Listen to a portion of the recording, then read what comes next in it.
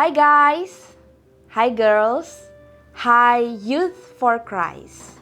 Kita ketemu lagi di acara Youth for Christ saat ini. Dan salam kenal ya teman-teman. Nama saya Janet Josephine Mintarjo yang saat ini melayani di GKI Bromo Malang. Nah, bersama-sama saat ini kita akan merenungkan Ben Hinnom yang akan diambil dari Yeremia 19 ayat 1 sampai 15. Tapi sebelumnya mari kita bersatu, bersehati, memohon Tuhan memberkati kita. Mari kita berdoa. Tuhan, terima kasih untuk kesempatan kami boleh merenungkan firman-Mu bersama-sama. Dan biarlah Engkau memberkati kami, memberikan kami pemahaman agar apa yang kami baca, dengar juga dapat kami lakukan dalam kehidupan kami. Berkati kami Tuhan, di dalam nama Yesus Kristus kami berdoa. Amin. Teman-teman, pusat refleksi kita yang berjudul Ben Hinnom itu diambil dari Yeremia 19 ayat 6 yang mengatakan, "Sebab itu, sesungguhnya waktunya akan datang, demikianlah firman Tuhan. Tempat ini tidak lagi disebut Tofet atau lembah Ben Hinnom, melainkan lembah pembantaian." Teman-teman, youth sekalian, ada sebuah lagu yang pernah dinyanyikan oleh John Lennon yang berjudul Imagine. Bayangkan. Dalam lagu itu mengatakan, bayangkan kalau tidak ada surga maupun neraka. Nah, Chrisye pun juga pernah mendendangkan sebuah syair yang sama yang mengatakan andai surga dan neraka tidak pernah ada. Nah, teman-teman, lalu apa kata Alkitab secara khusus tentang neraka itu? Nah, di dalam Alkitab ada sebuah tempat yang disebut Ben Hinnom atau Gehinnom atau lembah Hinnom. Nah, tempat ini dicatatkan sebagai tempat yang mungkin sangat dibenci oleh Allah.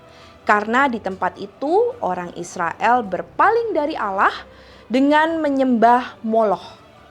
Nah, yang membuat Allah benci bukan saja karena Israel itu menyembah Moloch, tetapi karena mereka mengorbankan anak-anaknya sendiri sebagai persembahan. Hal yang tidak pernah ada di dalam hati Allah. Dan oleh karena itu umat Israel tidak pernah diminta untuk melakukan persembahan itu. Nah, apa yang dilakukan umat Israel di lembah Hinnom itu merupakan sebuah kekejian di mata Allah.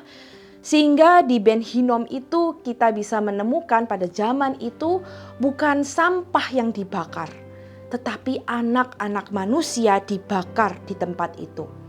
Itu sebabnya tempat itu disebut kemudian menjadi lembah pembantaian, sebagaimana dikatakan oleh Yeremia.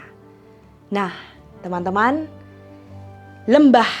lembah pembantaian Gehinnom itulah yang kemudian menjadi awal mula terciptanya muncul kata Gehenna dari Gehinnom yang kemudian diartikan sebagai neraka.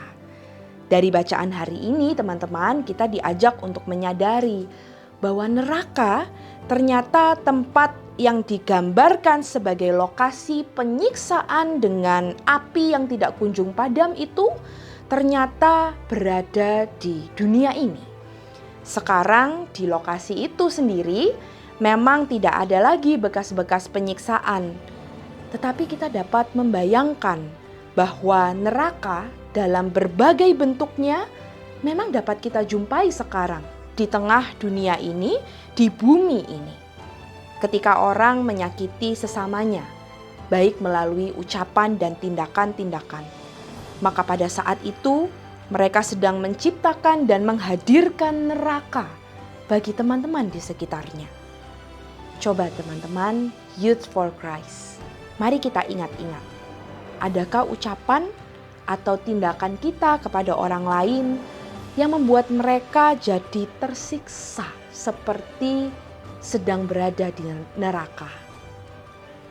Ada pertanyaan refleksi teman-teman untuk kita yang bisa kita bawa di dalam perenungan. 1. kita diajak untuk kembali merenungkan mengapa Allah membenci praktik pengorbanan anak-anak di lembah Gehinom.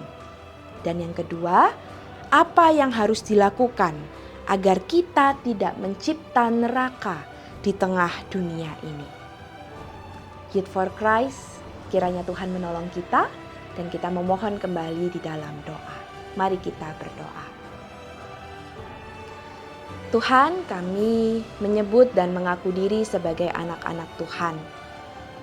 Di tengah dunia ini, kami pun mau terus berkomitmen menjalankan segala yang Tuhan perkenan bagi kami menyatakan kasih dan menyatakan belayan kasih Tuhan itu dalam tindakan nyata bagi sesama kami. Untuk itu Tuhan, kami membutuhkan pertolongan-Mu, kami membutuhkan perlindungan-Mu. Dan untuk itu kami pun mengingat keberadaan anak-anak yang Engkau kasihi di tengah dunia ini yang kerap kali menjadi korban-korban malpraktik dalam berbagai macam kasus dan keadaan.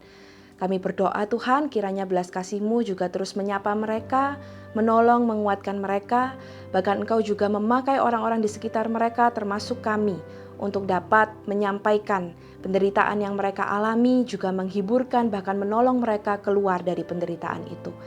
Hanya dengan pertolongan-Mu Tuhan kami dapat melakukannya. Kami menyerahkan anak-anak-Mu ini juga setiap keberadaan kami hanya di dalam nama Tuhan kami, Yesus Kristus. Amin. Demikian Youth for Christ renungan kita hari ini. Kita bertemu lagi ya di kesempatan selanjutnya. Jangan lupa untuk terus ikuti Youth for Christ, like, subscribe, dan kita bertemu lagi. See you!